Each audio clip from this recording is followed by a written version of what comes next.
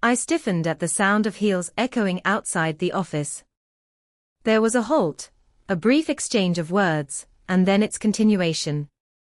When the principal walked in, I straightened my back and watched her settle behind her desk.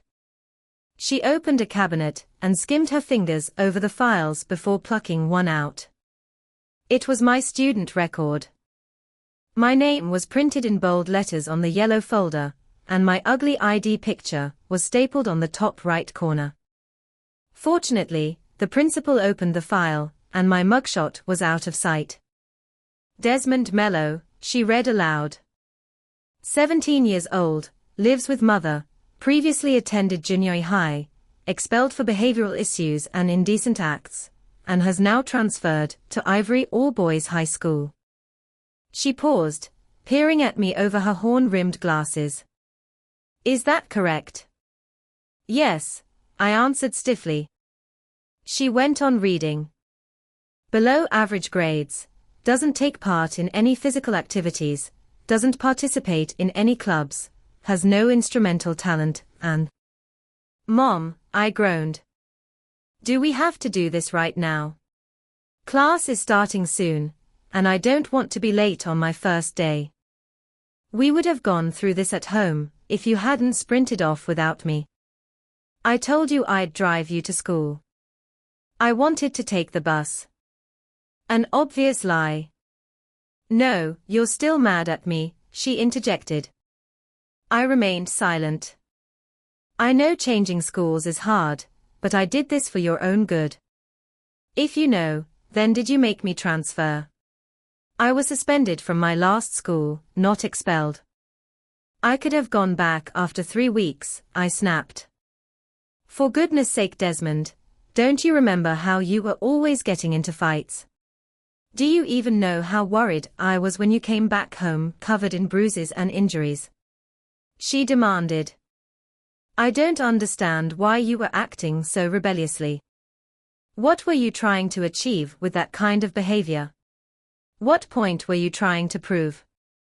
I just don't understand how and why you're so different from. I glared at her and she stopped, taking in a deep breath to calm herself down. Ivory High has a great reputation. The students here have some of the best academic scores in the country. The boys here are very kind and smart. You'll make new friends soon. I rolled my eyes. Being smart isn't a personality trait. And no offense, Mom, but this place could burn to hell and I'd still sleep like a baby. Do you think leaving you in your previous high school would have been any better? That environment and the crowd you hung out with was no good, and you know it. Do you know how worried I was? Your behavior scared me. Ditching classes every week. Going out with your so-called friends to who knows where doing who knows what. Getting into fights and coming home with bruises and injuries. What were you thinking? I clearly wasn't if I was stupid enough to get caught. I've had enough of this teenage phase of yours. At least here I'll be able to keep a closer eye on you, and I won't have to worry about getting a call from the principal.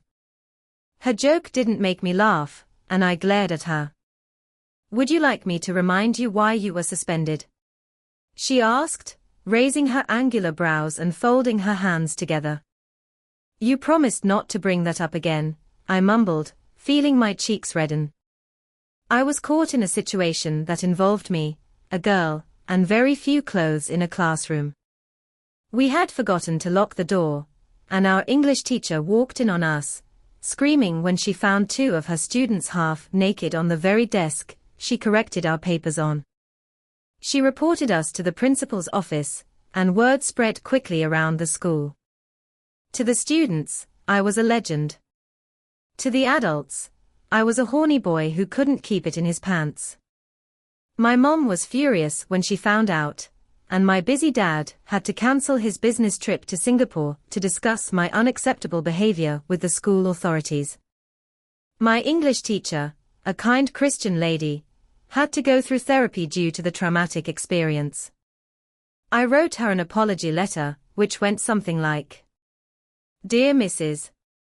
Hillary, I am sorry that you had to see my bare bum. I hope you can find it in your heart to forgive my unholy behavior. God bless you. Yours truly, Desmond Mello.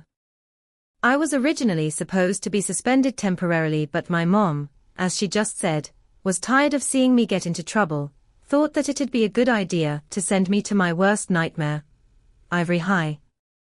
Hopefully this place will help you focus more on your studies and less on girls. Heat rose to my face at her words, and I quickly raked a hand through my dark, brown hair.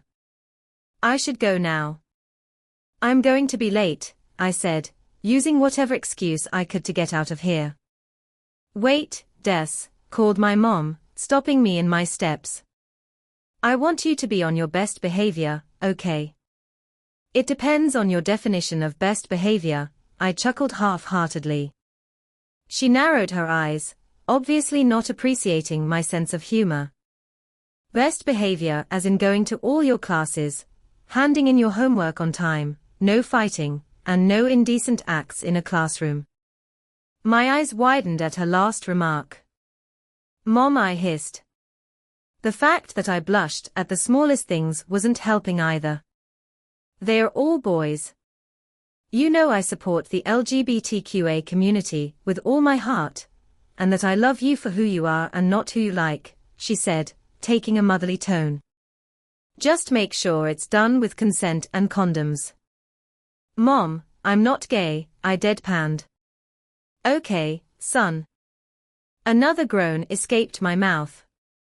There's no need to be embarrassed, she said in that reassuring voice adults always used. You did it with a girl in a classroom in your last high school. Exactly, a girl. You never know, she insisted. I'm not, never mind, I grumbled, grabbing my bag and leaving her office before she could start teaching me how to use lube. Have a great day, sweetie. I closed the door behind me before she started teaching me the importance of lube. I walked away from her office before stopping in my steps, banging my head against the lockers in embarrassment. The conversation I had needed to be burnt from my memory, and fast. The bell rang and my eyes widened. Snap! I was late for class. I pulled out my timetables from my jean pocket. The first class I had was math in room 112. I took a confident step forward, but froze when I realized that I didn't know where room 112 was. I asked a few students and teachers for directions. Either they were new here too, or they had no sense of orientation, because they were all giving me different instructions. I probably would have found it quicker if I had just followed my instincts, but I eventually found the classroom. I straightened my shirt and cleared my vocal cords before knocking. A man opened the door for me. The first thing I noticed was that he was bald. His shiny scalp hypnotized me, and I wondered if he waxed it every morning. Everything about him screamed discipline and order. The rectangular glasses framing his eyes, his pink shirt tucked neatly into his pants, and the blue tie that sat symmetrically on his chest. Hi, I said, breaking the silence. I'm Desmond Mello, the transfer student. Mr. Mello. He spoke in a tight, snobby voice that reminded me of Severus Snape. You're late. Sorry, I got lost. I am sorry. I blinked blankly. You're forgiven. He raised his eyes to the ceiling. For your sentence to be grammatically correct, you must say, I am sorry and not sorry. The personal nominative pronoun, I must precede the infinitive form of the verb, be in the present simple, before the use of the adjective sorry to form a complete and proper English sentence. Are you a foreigner? No. You sound unsure. I stiffened. No, I am not a foreigner. Then if you've received a proper education in an English-speaking country, you should know how to construct a proper sentence. Out of respect for your native language and your new teacher, refrain yourself from using such abominable half-finished sentences. Okay. I might as well use one-worded sentences instead. He flicked his wrist. For a second there, I thought he was going to punch me.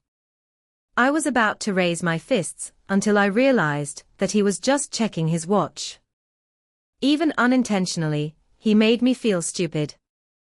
Apart from your horrendous knowledge of English grammar, are you aware that you are 5 minutes and 63 seconds late? No, I didn't know. Wrong. Excuse me. I scoffed. That was a trick question. If you were attentive, you would have noticed that 63 seconds does not exist in a minute. You were, in fact, 6 minutes and 3 seconds late. And you are, in fact, a royal pain in the ass. We do not tolerate tardiness in Ivory High. This is a school of excellence and prestige. I will not accept any student who is a second late in class. Is that understood? Yes, I mean, sir, I said, causing the students behind him to laugh. Before he could scold me, I asked, may I come in? Despite the annoyed look on his face, he stepped aside. I tightened my grip around the strap of my bag and walked past him. I quickly scanned the room and gulped. I must have made quite an impression on my new classmates, because they all stared at me with a mixture of astonishment, admiration, and disapproval. There was an empty seat at the back, so I naturally gravitated towards it. I sat down, but as soon as I did, murmurs and gasps filled the room. Was I not supposed to sit here? Waldy walked to the front of the classroom and resumed his lesson on the equilibrium of X and Y. I took out a tattered notebook and a chewed-up pencil from my bag. I didn't understand a thing the teacher was saying, but I had to at least pretend like I did. I thoughtlessly scribbled down notes until I noticed that my desk mate wasn't paying attention to class. In fact, he wasn't even awake. His head laid snugly against his crossed arms, his body steadily rising and falling at each breath. He was facing the other way, but the dense waves of his mahogany hair were enough to catch my attention. He had a nice boyish smell, a hint of fresh pine, and something else I couldn't quite put my finger on. He shifted in his seat, and I lowered my gaze to my unreadable notes. I waited a few seconds before glancing at him once more. He was now faced towards me. The sunlight that slanted through the windows kissed his cheeks, illuminating his defined features. He was asleep, so I studied his face. My eyes lingered on his thick brows before descending to his dark lashes that rested over the dark patches beneath his eyes. He had flawless, ivory skin, and a defined jaw and high cheekbones. The closest word that could describe him, and even then, the adjective felt lacking, was beautiful. His lids cracked open, revealing a storm of gray and blue. My heart fluttered when his gaze met mine, and a playful smirk pulled on his lips as if he had known that I had been staring at him, which caused an all too familiar warmth to rise to my face. I looked away, pressing my hand against my cheek to hide my embarrassment. When I glanced at him again, he was asleep. As soon as the bell rang, my desk was surrounded by new faces, who stared at me as if I was some kind of newly discovered animal on the Discovery Channel. "What's your name?" asked one of them. "Desmond." I smiled, hoping that I didn't sound as awkward as I felt. "Which high school are you from?" said the one on the left. "Junior High," I answered, intimidated by the overwhelming amount of people around me. They all gasped, sharing glances and exchanging whispers. "Is it true that you were expelled?" Was that why they were staring at me like that? No, I wasn't expelled. Which, in my defense, wasn't a complete lie. Technically, I was suspended. "Why did you transfer here?" Before I could answer, someone else asked. "Do you play any sports? How about joining our basketball team? You should try out for the volleyball team." It'll look great on your university application, exclaimed another. I was interrupted again. There's also a literature club, if you're interested. They continued to drown me with questions, interrupting me with more of them, inviting me to join clubs and whatnots. Back off, hose, ordered a disembodied voice. The chattering died down when a tiny figure shouldered his way through the crowd, stopping in front of my table. He had bright blonde hair and a toothy smile that called upon two dimples on his cheeks. His emerald eyes sparkled with vivacity. Despite his small frame, he wore an oversized sweater that drooped down his shoulder, which revealed his silky pale skin and prominent collarbone. Next class is P.E. He winked. Follow me. I got the message he was saving me. I didn't waste a second to gather my things, apologizing to the others before following my savior out the door. When we were out of earshot, I sighed in relief. Thanks, I murmured gratefully. He turned towards me and flashed a bright, sunny smile, carrying a warm aura around him. No worries, he beamed. He gave out his hand, his sleeves going past the tips of his fingers. I'm Charlie, by the way, Charlie Vimbrow. Desmond. I nodded with a smile, taking his hand and shaking it. Everyone seems to have taken quite the liking to you, he mused. It's probably because I'm the new kid, it'll die down sooner or later. I shrugged, but Charlie laughed, shaking his head as if I'd just made a noob mistake. Oh, Desi, he chuckled. Desi. You're in an all-boys high school. You may be new here, but some of us have been cooped up in this place for years. I furrowed my brows in confusion. I still don't see the problem. Well, when you're constantly in a male-only environment, you start to change your preferences, or at least discover your real center of interest, if you know what I mean, he said, wriggling his brows as if it was going to help me understand what he was trying to say. No, not really. A lot of our classmates thought it was brave of you to talk back to Mr. Power. No one's ever done that before. To be honest, it kind of turned me on too. I almost choked. What? I said it turned. I'm not gay, I blurted, self-consciously raking a hand through my hair. To quote our King Harry Styles, we're all a little bit gay. But don't worry, I only date tops. Tops? What ethnicity was that? I quickly cleared my voice. I'm honored that people find me cute, but I personally don't swing that way. I can already tell that you're going to be popular here. Not only did you talk back to Mr. Power, but you also sat down beside the class prince. The class what? It seemed as if I had lots to learn about this school. The class prince, he repeated nonchalantly. You mean my desk mate? Is that his name? I scowled, suddenly feeling bad for him. What kind of cruel parents would give their kid such an unusual name? It's a nickname that the students gave him, he explained while adjusting his sweater.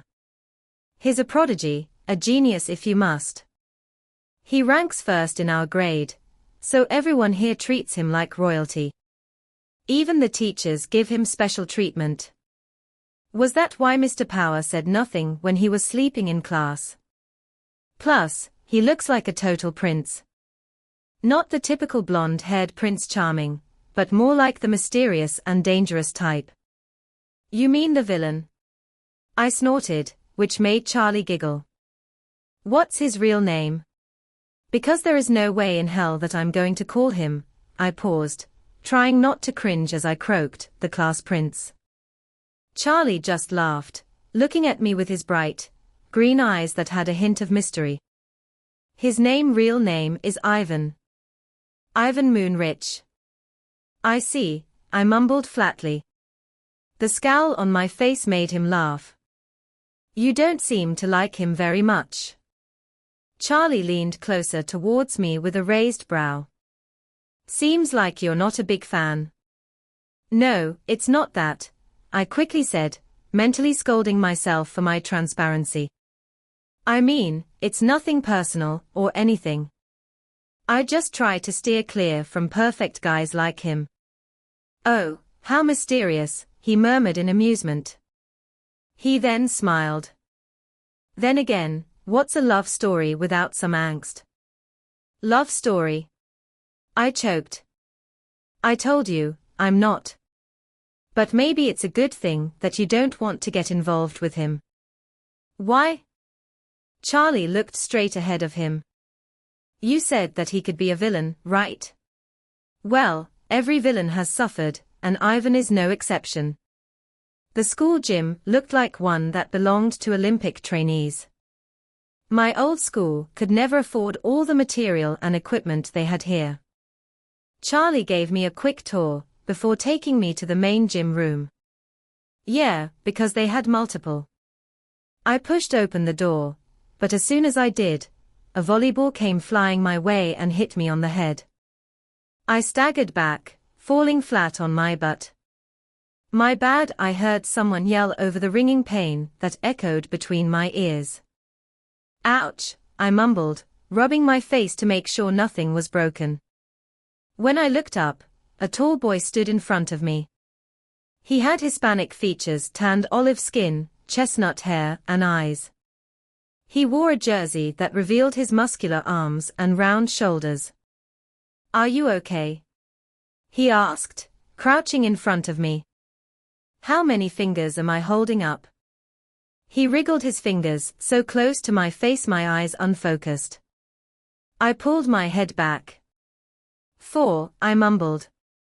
A smile stretched on his face, and he looked over his shoulder, raising a thumb. It's okay, Scott. I didn't kill him. Another student, who I assumed was Scott, jogged towards us. Give him some space, Trevor, Scott said, pulling the first student away from me. The two students argued, and I couldn't help but notice the funny contrast in their features. Scott had fair, satiny skin, and his eyes were a beautiful shade of cerulean. He was lean, while Trevor's body was more toned, but they were both tall and fit. Strangely, their opposite attributes complemented each other. They shared two qualities: they were both tall and handsome. I told you to watch your aim. You're supposed to hit the ball across the court, not hit someone in the face, Scott scolded him. What can I say? My babies are strong. Trevor grinned, planting a kiss on his biceps. Scott rolled his eyes and turned towards me. The lines on his face softened, and I felt like I was staring at an angel. Sorry about my friend. He smiled sheepishly. Best friend, Trevor coughed. Scott ignored him and helped me on my feet. You're Desmond, right? I nodded. Scott, he introduced himself. The guy making out with his biceps is Trevor. And it seems like you've already met Charlie. You're the transfer student, right? Unfortunately, yes. I smiled shyly. Welcome to Ivory High, Scott beamed, picking up the volleyball and tucking it under his arm, looking like a model without even trying to. If you need any help, I advise you to steer clear from Trevor and come directly to me or Charlie. We'll help you out. What do you mean steer clear from Trevor? His best friend snapped. I can be just as helpful as you and CHA. You don't even know how to tie your shoes, Scott sighed. Trevor stole his volleyball, and they wrestled and fought. I didn't know if they were fooling around or trying to kill each other. We heard someone blow a whistle. A short, chubby man with an unshaven beard walked to the center of the room. He narrowed his eyes at us. What are you four ladies standing at the door for? You can gossip about your period cramps after you get changed. Come on, let's go, hustle. We quickly moved. That's Mr. Harrison, our P.E teacher, Scott whispered. He's a little sexist, Charlie completed. Misogynistic, Trevor snorted. Rude? Scott smiled. Yeah, those, I chuckled. He had a pretty nasty divorce, Scott explained. But he's sweet to his daughter. I followed them to the changing room and realized that I didn't bring any gym clothes. Here, Trevor said, throwing me a red jersey and a pair of black shorts. Don't worry. I have an extra pair in my locker. Those came fresh out of the laundry. Since when do you do your laundry? Scott retorted. I don't, he laughed. You do. Trevor began chatting with the guy next to him, and I noticed Scott's gaze drop to Trevor's as for a beat too long. His eyes then met mine. Flustered, he looked away. What was that about? When we finished changing, we stood in parallel lines in front of Mr. Harrison. All right, I'm going to take a roll call. Every 2 names that I call will pair up and do warm-ups. Is that understood? Yes, sir, the class replied in unison. I was the only one offbeat. Alikon and Anda. When he got closer to my letter of the alphabet, I paid attention. Lopez and Luna. Mellow, and he paused, squinting his eyes and bringing his clipboard to his nose. Mellow. Why do I have a mellow? He looked up and scanned our faces, stopping at mine. I gulped, straightening my shoulders. Are you Marshmallow? It's Mellow, sir. Okay, Marshmallow, he said, preferring my new nickname. Who are you and what are you doing in my gym? I'm the transfer student. Your last name rings a bell. Have we met before? No, I don't believe we haven't, I said nervously. Well, never mind. Did you play any sports in your old school? You have a lean body. Do you swim? In the summer, yes. Mr. Harrison rolled his eyes. I'm not talking about your summer baths with your rubber duckies, boy. I paused. Then no, sir. Shame, you remind me of an excellent swimmer who used to attend this school. Anyway, you're with. He trailed his finger down his clipboard, Moonrich. My eyes widened, turning towards Ivan, who stood on the other side of the line. He didn't seem too pleased either. But everyone snapped their heads towards me. Trevor frantically shook his head at me. Did I just hear a but? Mr. Harrison glowered. A bead of sweat trickled down my back. I was referring to my buttocks, sir. Mr. Harrison rolled his eyes, and the students stifled their laughter. No one cares about your butt problems, Marshmallow. Now go warm up with Moonrich. I jumped when he blew his whistle at me and quickly joined Ivan, who was already stretching at the back of the room. Hi, I said, trying to strike a conversation. I don't know if you remember me, but I sat beside you in class this morning. Ivan ignored me and started doing push-ups. Maybe he wasn't much of a talker. I followed his lead and got on my hands and knees, pushing myself off the ground. I was going to stop on our 20th rep, until I noticed that he kept going. Hey, don't you think we've done enough? I said, trying to keep. You can stop if you're tired. It sounded like he was calling me weak. I twitched, feeling petty and competitive. Tired? Oh, I'm just getting started. I smirked. I was confident until we reached our 60th rep. My upper body ached, and my arms wouldn't stop trembling. I eventually gave up and collapsed onto the floor, wincing as the knots in my muscles loosened. Fuck, that hurts, I moaned, clutching my stomach. Ivan's eyes flickered toward me, which made me realize how sexual I sounded. It was unintentional, but Ivan seemed amused, and I felt my cheeks turn redder than they already were. Ivan stood up and wiped away the bead of sweat that trickled down his forehead. How could someone look so perfect after working out? How was that humanly possible? He gave me a scornful grin. Better luck next time, Marshmallow. He smirked. My left eye twitched. Hey, you. Mr. Harrison blew his whistle, and my insults were bleep censored. By the time the teacher stopped whistling, Ivan had already joined the others.